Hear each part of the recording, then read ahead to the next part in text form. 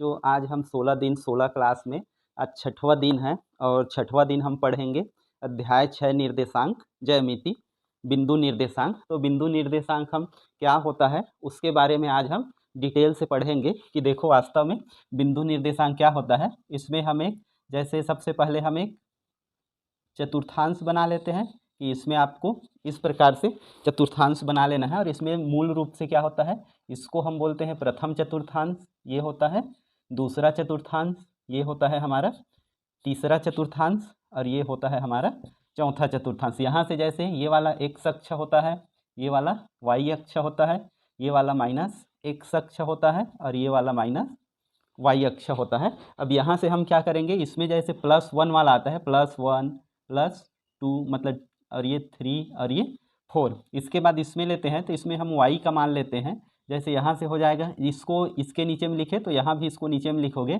ये 1 ये 2 ये 3 ये 4 और ये 5। और इसके बाद हम इसका इधर के मान में हम रखेंगे ये मान, जैसे इधर होगा तो ये 1 ये 2 ये 3 ये 4 ये 5, तो ये हो जाएगा -1 ये -2 -3 -4 और ये -5। और इसी प्रकार से यहाँ हम ले लेते हैं और इधर भी ये हो जाएगा -1 -2 -3 -4 और -5।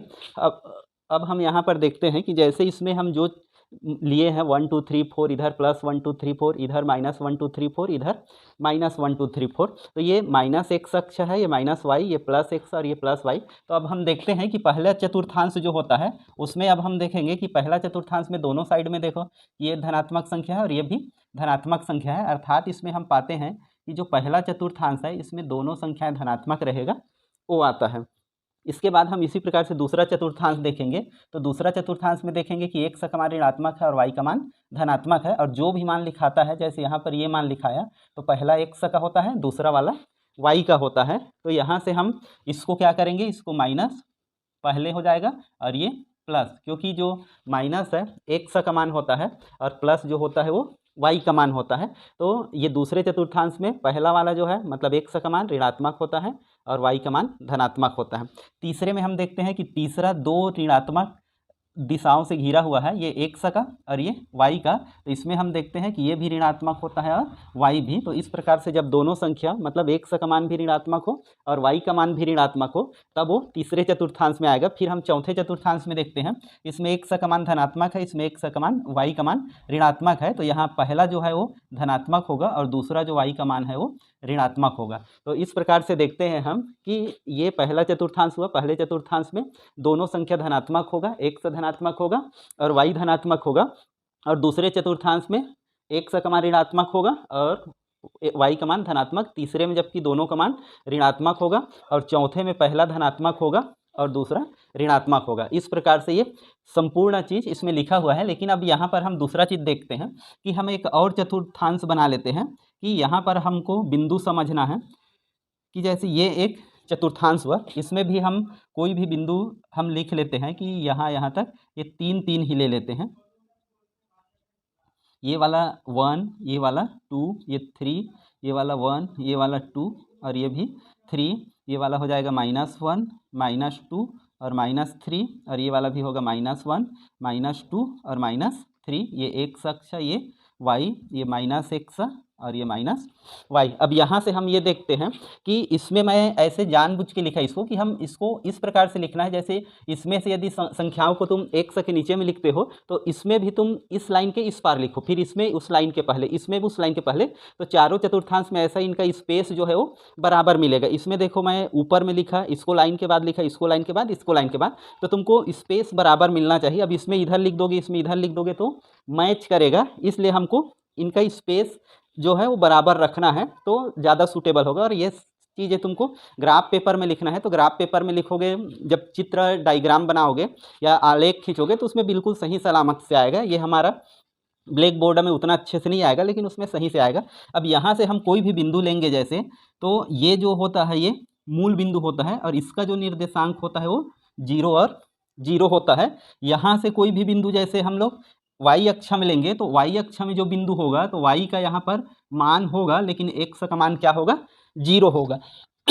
तो यहाँ से, और जैसे एक्स अक्ष में कोई भी बिंदु लेंगे तो यहाँ पर क्या होगा, एक्स का मान होगा, जैसे यहाँ 3 है और एक वाई का मान क्या हो जाएगा 0। तो हम लोग देखते हैं कि जो भी अक्ष में होगा, जैसे एक्स अक्ष में होगा तो एक्स का मान होगा, एक्स अक्ष में रहेगा तो एक्स का मान होगा, वाई का मान 0 हो जाएगा, और वाई अक्ष में यदि वो बिंदु रहा तो उसका मान एक्स अक्ष का मान 0 होगा। और इस प्रकार से हम देखते हैं कि कोई भी बिंदु हो, मूल बिंदु का निर्देशांक तुमको याद रखना है 0 0 होगा, और एक्स अक्ष में कोई निर्देशांक और वाई अक्ष में कोई निर्देशांक हो। तो इस प्रकार से तुमको वो चीज़ आना चाहिए कि कोई भी बिंदु दे दिया जाता है तुमको कि प्लस माइनस, यहाँ पर जैसे हम लोग देखते हैं कि 2 - 4 दे दिया, 4 और 5 दे दिया, या -2 -4 दे दिया, 6 और -2, या दोनों माइनस दे दिया, और तुमको बताना है कि ये निम्न किस चतुर्थांश में है।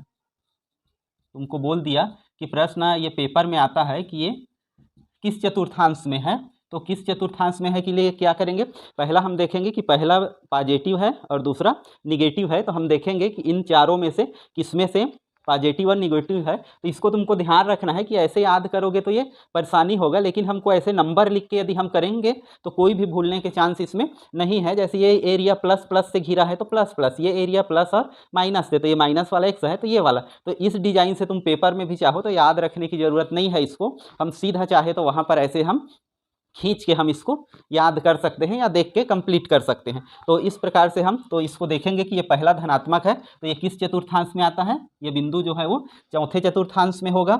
ये वाला पहला धन है दूसरा ऋण, तो ये भी किस में होगा, चौथे चतुर्थांश में। ये पहला ऋण दूसरा धन है तो ये पहला ऋण दूसरा धन है, तो ये किस चतुर्थांश में होगा, दूसरे में। और इसके बाद हम देखते हैं ये दोनों ऋणात्मक है, तो दोनों ऋणात्मक है तो किस चतुर्थांश में होगा, ये तीसरे चतुर्थांश में। और इस प्रकार से कोई भी संख्या आएगा तो उसके पॉजिटिव निगेटिव को देखना है और हमको बता देना है कि ये संख्या इस चतुर्थांश में है, और इस प्रकार से ये हमारा कंप्लीट हो जाएगा कि ये बिल्कुल ऑब्जेक्टिव टाइप में सबसे प्रारंभिक सवाल है, ये आता है हमारा।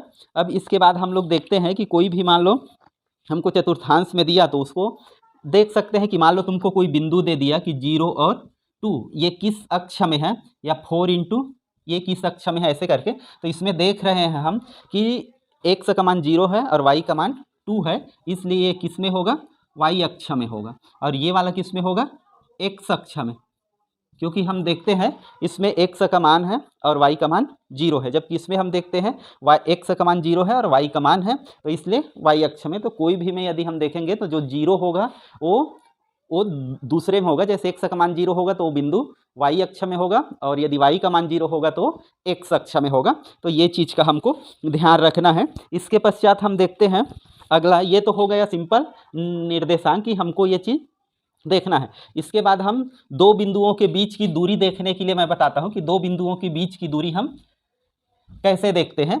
तो दो बिंदुओं की बीच की दूरी देखने के लिए हमको क्या करना है, सिंपल सा ये चित्र मैं रखे रहता हूँ। फिर इसमें जैसे बता रहा हूँ कि मान लो कोई भी दो बिंदु हमको मिल गया कि यहाँ पर एक बिंदु हो गया जिसका निर्देशांक x1 और ये y1 है, और यहाँ कोई भी बिंदु मिल गया इसका निर्देशांक x2 और y2 है, और ये कोई ऐसे करके रेखा हो। तो हम यहाँ से क्या करेंगे कि दोनों रेखाओं के बीच की दूरी ज्ञात करने के लिए, ये दो रेखा है x2 y2 और x1 y1, तो दो बिंदु हो, मान लो दो बिंदु x1 y1 और x2 और y2 के बीच की दूरी, जिसको हम d से लिखते हैं, d फॉर डिस्टेंस। तो इसका मान होता है, इसका फार्मूला रूप में तुमको ध्यान रखना है कि इसका मान हो जाएगा x2 - x1 और इसका whole square plus y2 - y1 और इसका होल स्क्वायर। तो इस प्रकार से हम देखते हैं कि किन्हीं भी दो बिंदुओं के बीच की दूरी इस प्रकार से हो तो इस सूत्र की सहायता से हम उसका मान निकाल सकते हैं। कि कोई भी मान हमको दे दे, कि कोई मान हमको सपोज देता है कि दो बिंदुओं के बीच की दूरी हमको निकालना है, कि जैसे हमको दे दिया कि एक बिंदु मान लो हमारे पास P है, और P बिंदु का निर्देशांक मान लो हमारे पास 2 और -3 है, और एक दूसरा बिंदु है माना कि Q, और इसका निर्देशांक हमारे पास मान लो 5 और -7 है। तो यहाँ से हम लोग क्या करेंगे, इसको जब हम सॉल्व करेंगे तो सॉल्व जब करेंगे तो क्या हो जाएगा, यहाँ से दोनों को पहले लिख लेंगे कि P कितना है 2 और 3 और हमारा q कितना है 5 और -7। यहाँ से हम लिख लेंगे x1 बराबर कितना है 2 और इसी प्रकार से y1 बराबर कितना है -3 और इसके बाद x2 लिख लेंगे। x2 हमारा कितना है 5 और y2 बराबर कितना है -7। तो इसलिए दूरी बराबर कितना हो जाएगा, दूरी या उसी को क्या लिख लेंगे पी क्यू। तो पी क्यू बराबर कितना हो जाएगा अंडर रूट इसमें से x2 माइनस x1 का whole square plus y2 minus y1 का होल स्क्वायर। तो आ जाएगा हमारा x2 का मान कितना है कि x2 इक्वल टू 5 माइनस 2 और इसका स्क्वायर प्लस y2 का मान -7 और माइनस और ये माइनस अलग से है तो ये -3 और इसको बड़ा कोष्टक कर देते हैं। तो इस प्रकार से और यहाँ से फिर हमारा हो जाएगा ये हमारा आ जाएगा इसका हो जाएगा 3 स्क्वायर और ये हो जाएगा प्लस और ये एक बार लिख लेते हैं -3 और ये +3 और इसका होल स्क्वायर। तो यहाँ से हो जाएगा हमारा 3 तिया 9 और ये बड़ा वाला ये है तो ये आ जाएगा ऋण 4। यहाँ एक बार लिख देता हूँ ताकि और हमको बेटर से आए हो ऋण 3 और ऋण 4 का वर्ग। तो 9 और ये हो जाएगा 4 चौक 16 और बराबर अंडर रूट हो जाएगा हमारा 25 और 25 का मान कितना होता है 5। तो इस प्रकार से हम देखते हैं कि जैसे ही कोई भी दूरी निकालना हुआ तो दूरी निकालने के लिए क्या करते हैं हम कि दोनों मानों को एक का मान को x1 एक के मान को x2 मतलब पहले के मान को x1 y1 और दूसरे के मान को x2 और y2 करते हैं और इसके जगह ये फार्मूला लेते हैं फिर उसका हम मान सिंपल से रख के क्या कर देते हैं हल कर देते हैं और इससे हमारा क्या निकल जाता है उसकी दूरी। अब इसके बाद इसमें भी कंडीशन है कि जैसे कई सवाल हमको देगा कि कोई सवाल दे हमको और उसमें हमको क्या ज्ञात करना हो कि समदूरस्थ है बोल दें कि समदूरस्थ है मतलब जैसे हम कोई सवाल देख लेते हैं इसके लिए कि हमको एक सवाल दिया जाता है कि हमको एक बिंदु दिया जाता है कि y अक्ष पर कोई बिंदु है, y अक्ष पर एक बिंदु है जिसका निर्देशांक ज्ञात करना है। जो बिंदुओं किस पर निर्भर है 5 और ऋण 2 और 3 और 4 से। तो हम मानते हैं यहाँ पर मान लेंगे कि माना कि y अक्ष पर बिंदु ये बोलता है y अक्ष पर है तो y अक्ष पर बिंदु कितना हो जाएगा y अक्ष पर बिंदु है इसलिए उसका जो y x निर्देशांक है वो 0 होगा और ये क्या हो जाएगा y। और इसके पश्चात हमको दिया है कि दूसरा बिंदु जो है एक बिंदु यहाँ से कि माना कि y अक्ष पर बिंदु इसको मान लेते हैं हम जो भी नाम दे देते हैं a या p नाम दे देते हैं इसको। y अक्ष पर हमारा बिंदु है P। अब इसके बाद जो दो और बिंदु है ये प्रश्नावली सवाल है कि एक बिंदु हमारा P-2 है उसको मान लो हम A नाम दे देते हैं। ये है हमारा 5 और -2 और B हमारा है 3 और 2। तो यहाँ पर हम लोग देखते हैं कि माना दो बिंदु ऐसा है कि ये दो बिंदु दिया है कि P A बराबर 5 - 2 और B बराबर 3 और 4 है 3 और 4 और इसका मान हमको 0 और y है। तो इसमें से हमको इसका मान निकालना होगा। तो मान निकालने के लिए क्या करेंगे सबसे पहले इसमें दिया है कि जो y है हमको दिया है जो ये वाला बिंदु है P A बराबर क्या है P B मतलब ये जो P बिंदु है A से और B से समान दूरी पर है तो ऐसा समदूरस्थ कर देंगे कि दोनों की दूरी हमारा बराबर है। और फिर इसमें से जैसे PA का मान निकालेंगे तो PA का मान निकालेंगे तो इसमें से एक xy होगा x1 x2 y1 y2 और जब PB निकालेंगे तो ये होगा x2 y2 x1 y1। तो इसके लिए हम सिंपल से ये करते हैं जैसे PA लिखे हैं तो PA लिखे हैं तो क्या करेंगे हम कि दोनों को लेते हैं और जैसे घटाना हुआ तो हम इसको दूसरा मान सकते हैं या इसको दूसरा मान सकते हैं। इसको दूसरा मानेंगे तो इसी में से इसको घटाना है दोनों में से 5 में से 0 घटाओगे और ऋण 2 में से y और इन दोनों को लेंगे तो 3 में से 0 घटाना है और 4 में से y। तो इस प्रकार से हम दोनों साइड से इसके लिए हल करते हैं कि जैसे इधर का करेंगे तो 5 में से कितना जाएगा ये 5 और ऋण 0 का वर्ग और इधर हो जाएगा -2 और y का वर्ग और इधर करेंगे तो ये क्योंकि PB है तो इन दोनों को लेंगे इन दोनों को तो ये 3 और -0 का वर्ग और +4 और वाई का होल स्क्वायर। तो यहाँ से फिर हम देखते हैं कि इसका वर्ग करेंगे तो ये टूट जाएगा कि ये हो जाएगा हमारा 5 का वर्ग, ये दोनों में से माइनस कॉमन निकल जाएगा तो ये हमारा हो जाएगा 2 + वाई का वर्ग, और ये हमारा हो जाएगा 3 का वर्ग, और ये सिंपल ऐसे ही रहेगा। अब इसके बाद क्या करते हैं हम, ऐसा मैं सिंपल सा इस रूप में लिखा ताकि ये माइनस है, ये माइनस है तो दोनों का कॉमन निकालेंगे तो दोनों का माइनस का भी वर्ग होगा, तो ये हो जाएगा हमारा प्लस। अब इसका a + b का होल स्क्वायर वाले सूत्र से हम इसको हल कर देंगे। जैसे ये 5 का वर्ग धन a का वर्ग तो 2 का वर्ग, b का वर्ग तो y का वर्ग, और 2a और ये b। इसी प्रकार से इसको करेंगे, ये 3 तिया 9, यहाँ पर भी लिख देंगे 5 पंचे 25, और इसको भी 4 चौक 16, और ये y का वर्ग, और यहाँ माइनस है तो -2ab 2 4, और ये y। यहाँ से दोनों साइड से, या दोनों साइड दोनों पक्षों का वर्गों अभी नहीं करते, जैसे अगले लाइन में कर देंगे। ये जैसे 25 हुआ, ये दो दूने 4 हुआ, और ये y का वर्ग हुआ, और ये +4y, और इधर वैसी करेंगे तो ये 16 और 9, ये यहाँ पर 4 का वर्ग पहले लिख देते हैं इसी रूप में, तो 9 और धन 4 चौक 16, और y का वर्ग और ऋण 8y। अब यहाँ से इनको जोड़ देंगे 25 और ये 29। यहाँ से एक चीज़ और कर देते हैं, दोनों पक्षों का वर्ग कर देते हैं हम। वर्ग इसलिए करते हैं ताकि अंडर रूट हमारा क्या हो जाए, हट जाए। तो 25 और 4 कितना हो जाएगा 29,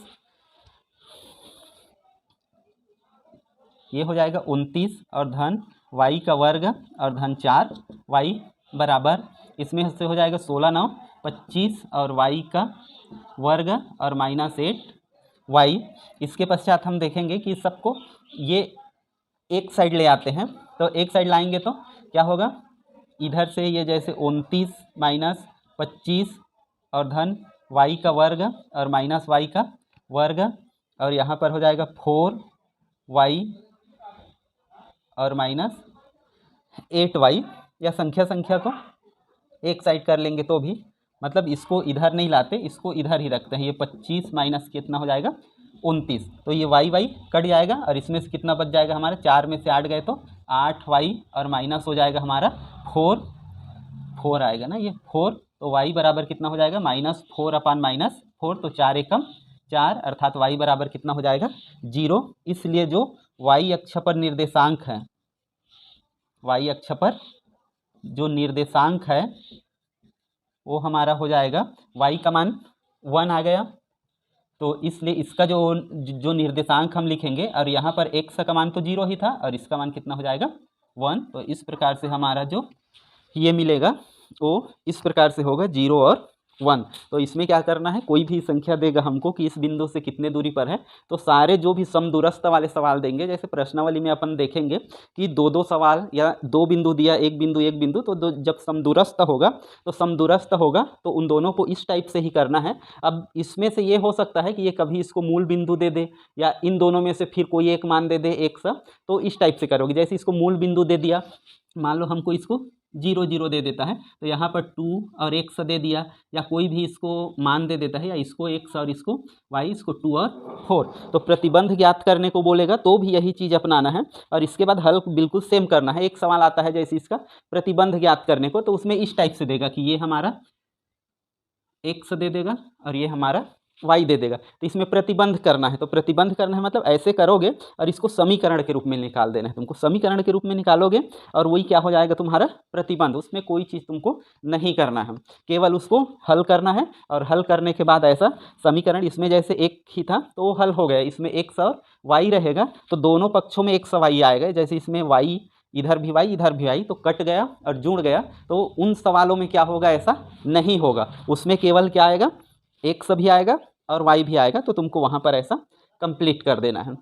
तो ये हमारा हो गया कि कोई भी जैसे दूरी निकालना हुआ तो हम इसका उपयोग करते हैं। अब इसके बाद हम लोग आते हैं कि इन सवाल के बाद प्रवणता, कि कोई भी जैसे बिंदु हमको दे दिया जाए तो उन बिंदुओं का हम प्रवणता कैसे निकालेंगे। तो प्रवणता निकालने के लिए क्या करते हैं कि प्रवणता को ही बोला जाता है ढाल। इसको क्या बोला जाता है, ढाल या प्रवणता, या सिंपल सी बोलचाल की भाषा में बोले तो इसका मतलब होता है झुकाव या ढाल। ऐसे करके ये रहता है, या इधर से रहे तो इस प्रकार से। तो मान लो हमको कोई बिंदु है कि दो बिंदु हमारे पास है कि दो बिंदु x1 है और x2 2 है और इस एक्स वाई 1 है, और एक और है कि एक्स 2 है और वाई 2 है, तो इसका जो प्रवणता होगा, प्रवणता का सूत्र जो होगा, प्रवणता बराबर जिसको किससे लिखते हैं हम, m से, तो m बराबर होगा y2 और माइनस y1 और बटे x2 माइनस x1। तो ये तुमको क्या है, फार्मूला के रूप में उपयोग करना है कि कोई भी यदि दो बिंदु दे दे तो उसका हम किस प्रकार से ज्ञात करते हैं प्रवणता। तो ये हमको केवल सबसे सिंपल सा है कि दोनों बिंदु कल मान लेंगे और x1 x2 और y2 y1 की जगह हम रख देंगे। इसके लिए हम कोई भी एक सिंपल सा सवाल ले सकते हैं कि हमको ऐसे रेखा का ये करना है कि जो क्या है, एक रेखा है ना, जो किससे गुजरता है, 5 और 1 और 2 से, जो 1 और 2 से और 5 और 10 से, ये दोनों से गुजरता है। एक रेखा है, जो रेखा है 1 2 और 5 10 से गुजरता है। रेखा 1 2 और 5 10 से क्या करता है, गुजरता है। तो यहाँ से हम चाहे तो एक बार जैसे लिख सकते हो मान, x1 का मान 1, y1 का मान 2 और यहाँ से x2 का मान 5 और y2 का मान कितना हो जाएगा, 10। तो इसलिए प्रवणता क्या होगा हमारा, प्रवणता m बराबर y2 माइनस y1 और अपान x2 माइनस x1। यहाँ से हम करेंगे तो y2 का मान कितना दिया हुआ है, 10 और माइनस y1 का मान 2 और यहाँ से x का मान 5 और माइनस 1। यहाँ से देखेंगे 10 में से 2 गए तो 8, 5 में से 4 गए तो 2 गए तो 1 गए तो 4 और 4 एकम 4 और 4 दूनी 8। ये हमारा क्या हो जाएगा, इसका प्रवणता। तो प्रवणता निकालना किसी भी रेखा के लिए क्या होगा, बहुत ही आसान होता है। और इसमें क्या करते हैं हम कि कोई भी रेखा दिया हुआ है उसके बिंदुओं को हम x1 y1 और x2 और y2 लेते हैं और उसके बाद हम उसको क्या कर देते हैं, इस प्रकार से ये फार्मूला में रख के सॉल्व कर दिया जाता है। इसके बाद हमारा दूसरा रूप है कि दूसरा ये होता है कि रेखा के रूप में प्रवणता हो। तो रेखा के रूप में प्रवणता के लिए क्या करेंगे हम कि जैसे कोई भी एक रेखा होगा, तो रेखा के रूप में प्रवणता हो तो उसमें भी तुमको ध्यान रखना है कि रेखा के रूप में प्रवणता हो तो उस समय जो समीकरण है, मतलब यहाँ पर यदि हम देखें तो इसको बोलते हैं रेखा का समीकरण।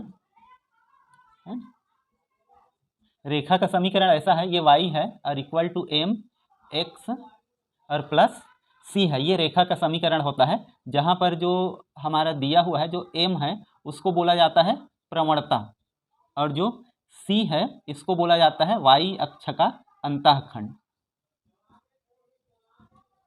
अंतःखंड। तो इसमें कोई भी समीकरण दिया रहेगा तो इसका उपयोग हमको इस रूप में करना है कि ऐसा स्टैंडर्ड रूप है ये इसका, y equal to M X plus C, m प्रवणता, c अंतःखंड। तो कोई भी समीकरण दिया रहेगा उसको इस रूप में रखेंगे और उसको फिर इसके बाद हम लोग क्या करेंगे कि यहाँ से इसकी तुलना करेंगे और जो चीज़ x के गुणांक के साथ होगा, जैसे y है तो उसका मान हम क्या लिख देंगे, उसका मान प्रवणता हो जाएगा और ये हो जाएगा तुम्हारा c, मतलब अंतःखंड। तो इस प्रकार के सवाल हम जैसे देखते हैं, कोई भी चीज़, कोई भी सवाल हम ले लेते हैं और उसको हल करते हैं तो ये रेखा वाली प्रवणता हमको सॉल्व करना है। कि एक हमारा सवाल है कि प्रश्नावली से है ये सवाल कि मतलब एक बिंदु 5 और 7 से गुजरती है और इसकी ढाल 2/3 है। तो इस रेखा पर उस बिंदु के निर्देशांक ज्ञात कीजिए जिसका y निर्देशांक 13 हो। तो इसमें बोलता है कि रेखा का मतलब जैसे इसको सॉल्व करेंगे, हम सॉल्व करते हैं इसको कि हमको दिया हुआ है, क्या दिया है, एक बिंदु। जो चीज़ दिया पहले उसको हमको सिंपल सा लिख लेना है। उस बिंदु का कोई भी हम नाम दे देते हैं, ए बिंदु है और उसका निर्देशांक हमको दिया है कि 5 और 7 है। अब ये बिंदु है और रेखा की प्रवणता दिया है, रेखा की प्रवणता भी हमको दे दिया है m इक्वल टू, तो इसका मान दे दिया है 2/3। अब एक अन्य बिंदु है, बोलता है एक अन्य बिंदु है जिसका x निर्देशांक, जिसका निर्देशांक लिख लेते हैं सीधा। माना एक अन्य बिंदु है जिसका निर्देशांक, तो जिसका निर्देशांक में मतलब उसमें दिया है उसी को मान लेते हैं कि क्या दिया हुआ है कि जो भी है इसको b मान लेते हैं। तो यहाँ से क्या होगा, x का निर्देशांक हमको निकालना है और y का कितना दिया हुआ है 13। तो हम लोग अब देखते हैं कि हमको रेखा दिया हुआ है, उसमें 2 बिंदु दे दिया है और ये उसकी प्रवणता। तो यहाँ से क्या करते हैं, इसलिए रेखा की प्रवणता क्या हो जाएगा, प्रवणता हमको दिया हुआ है, ध्यान रखिएगा प्रवणता हमको दिया हुआ है लेकिन 2 बिंदु दिया, तो इन दोनों बिंदुओं के द्वारा भी हम क्या कर सकते हैं, इसकी प्रवणता ज्ञात कर सकते हैं। तो प्रवणता m बराबर क्या हो जाएगा, y2 माइनस y1 और x2 माइनस x1। तो प्रवणता का मान दिया है हमको कितना है 2/3, जबकि ये फार्मूला से कितना हो गया जाएगा x माइनस नहीं y है तो ऊपर में y लेंगे तो 13 माइनस y1 का मान कितना है 7 और यहाँ से x2 का मान है हमारा x और माइनस और इसका मान है हमारा 5। तो यहाँ से हो जाएगा 2/3 बराबर 13 में से 7 गए तो हो जाएगा 6 और यहाँ x माइनस हो जाएगा 5। अब यहाँ से इसका गुणा हो जाएगा तिर्यक, तो 2 एकम 2x और 5 दूनी 10 और 6 तिया 18। यहाँ से क्या करेंगे 2x इधर रखेंगे और ये 18 और धन हो जाएगा हमारा 10। तो 2x बराबर हो जाएगा दोनों मिलके 18 और 10 28। तो x बराबर हो जाएगा हमारा 24 नहीं 28 और बटे 2। तो x बराबर हो जाएगा 2 एकम 2 2 एकम 2 और 2 चौं 8। तो इसका जो x निर्देशांक है ये हो जाएगा x निर्देशांक, कि x का निर्देशांक कितना हो जाएगा, x बराबर 14। तो इस प्रकार से हम देखते हैं कि इस सवाल में कि बिंदु दिया हुआ है ये इसकी प्रवणता और एक और अन्य बिंदु दिया है, उसमें से एक का निर्देशांक दिया रहेगा, एक का निर्देशांक तुमको निकालना होगा। तो हम सिंपल सा करेंगे कि प्रवणता का ही सूत्र लिखेंगे, लेकिन प्रवणता के साइड में जो प्रवणता दिया रहेगा उसका मान रखेंगे और दूसरे साइड में हम फार्मूला से निकाल के मतलब इन दोनों जो बिंदु है इसका मान रखेंगे। तो हम देखेंगे कि जो भी इसमें चर होगा मतलब या तो x होगा या तो y होगा, उसका मान अपने से निकल जाएगा या निकल जाएगा। तो इस प्रकार से हमको ये बिंदु वाला और प्रवणता, जब 2 प्रवणता हो तो निकाल सकते हैं। इसके लिए एक और सवाल देखते हैं कि प्रश्नावली से सवाल, कि प्रश्नावली में जैसे तुमको कोई भी सवाल दे दिया जाएगा कि कैसे हाँ तुमको प्रवणता निकालना होगा या प्रवणता या अंतःखंड निकालना होगा या अंतःखंड और प्रवणता दे दे तो तुमको समीकरण लिखना होगा। तो उसके लिए बताता हूँ कि उसके लिए जैसे कोई भी सवाल दे दिया हमको कि एक रेखा दे दिया, कोई भी एक सवाल दे दिया जाएगा, उसको हम जैसे हमारे पास सवाल है कि एक रेखा दिया हुआ है 5x प्लस 6y और इक्वल टू है हमारा 7। ये सवाल दिया है कि एक समीकरण दिया हुआ है 5x plus 6y equal to 7। इसको हमको y इक्वल टू mx के रूप में लिखना है और उसमें से क्या करना है, उसका प्रवणता और अंतःखंड निकालना है। तो यहाँ से क्या करेंगे, हम 6y को इधर रखेंगे, ये 6y ये इधर जाएगा तो ये हो जाएगा माइनस x और प्लस ये 7। यहाँ से केवल y को रखना है इस रूप में, जैसे ये y है और इधर बाकी रहे तो यहाँ y और इधर फिर हो जाएगा माइनस 5/6x और ये प्लस 7/6। तो देखो अब ये y आ गया, इधर x हो गया, इधर c के रूप में। अतः अब यहाँ पर लिखेंगे इसकी तुलना मतलब इसकी तुलना रेखा के समीकरण रेखा y equal to mx plus c से करने पर, मतलब इससे हम कर देंगे कि इसकी प्रवणता कैसे होगा। तो इसकी तुलना करेंगे तो y की जगह y है, m की जगह कितना है, ये प्रवणता m बराबर कितना हो जाएगा -5/6। और तुमको अंतःखंड निकालना है तो अंतःखंड कितना हो जाएगा, अंतःखंड को लिखते हैं c से, तो c अचर पद के रूप में रहता है और ये कितना हो जाएगा 7/6। तो ये हमारा क्या हो जाएगा, इस प्रकार से ये हल। तो हम देखते हैं कि जैसे जो भी सवाल दिया रहेगा, समीकरण दिया रहेगा और उसको हमको निकालना होगा, तो सबसे पहले क्या करेंगे, उसको ऐसे करेंगे कि y को अब हम लेफ्ट साइड में रखेंगे, बाकी सारे को हम राइट साइड में ट्रांसफ़र कर देंगे और उसमें से जब y के साथ जो भी गुणांक रहेगा उसको भी हम सेकेंड साइड पक्षांतर करके उसमें केवल y का मान रखेंगे। और इस प्रकार से हमारा ये मानक रूप जो समीकरण है y equal to mx plus c उस रूप में मिल जाएगा। फिर यहाँ से हम इसकी तुलना करेंगे और m के जगह जो भी होगा प्लस माइनस के रूप में रहेगा तो प्लस माइनस के रूप में लिखना है और c जो अचर पद होगा वो c के रूप में होगा। तो इस प्रकार से हम देखते हैं कि कोई भी रहे समीकरण दिया रहेगा उसको ऐसे करके हम लिख सकते हैं। इसके बाद हम एक और सवाल देखते हैं कि यदि हमको रेखा का अंतःखंड दे दे और उसका प्रवणता दे दे तो वो समीकरण हम कैसे करके निकालते हैं, तो उसके लिए एक सवाल लेते हैं हम कि जैसे हमारे पास एक सवाल है, उस सरल रेखा का समीकरण ज्ञात कीजिए जो y अक्ष से 3 अंतःखंड काटती है और जिसकी प्रवणता 5/4 हो। तो हमको समीकरण निकालना है और इसके लिए क्या करेंगे, एक रेखा दिया है, रेखा का जो प्रवणता है हमको दिया हुआ है, रेखा का प्रवणता m बराबर हमको दिया है 5/4 और इसका अंतःखंड दिया हुआ है, अंतःखंड C बराबर दिया हुआ है हमारा 3, अंतःखंड C बराबर दिया हुआ है 3। तो यहाँ से हम 3, तो इसलिए रेखा का समीकरण क्या होगा, रेखा का समीकरण हम जानते हैं y = mx + c।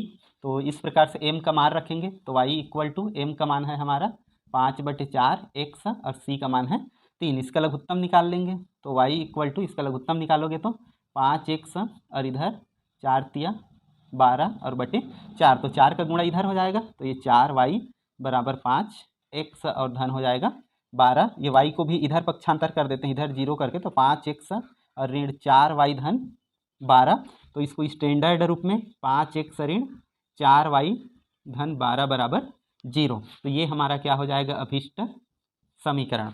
तो इस प्रकार से तुमको यदि अंतःखंड और प्रवणता दिया रहे तो क्या करना है, तो हमको इस प्रकार से इसको मान को रखना है और फिर इसमें जो भी मान है इसको हल कर देना है स्टैंडर्ड रूप में। फिर उसके बाद जो भी आएगा इसको एक साइड करना है, उसको 0। तो इस प्रकार से जो निर्देशांक ज्यामिति है वो बहुत ही आसान और सरल है, जिसमें तुम थोड़ा सा प्रयास करके पूरे का पूरा नंबर उसमें पा सकते हो। तो इस प्रकार से ये निर्देशांक ज्यामिति ख़त्म होता है। यदि मेरा वीडियो आपको पसंद आया हो तो हमारे चैनल को लाइक और सब्सक्राइब करें और फिर मिलते हैं अगले अध्याय के साथ। तब तक के लिए धन्यवाद।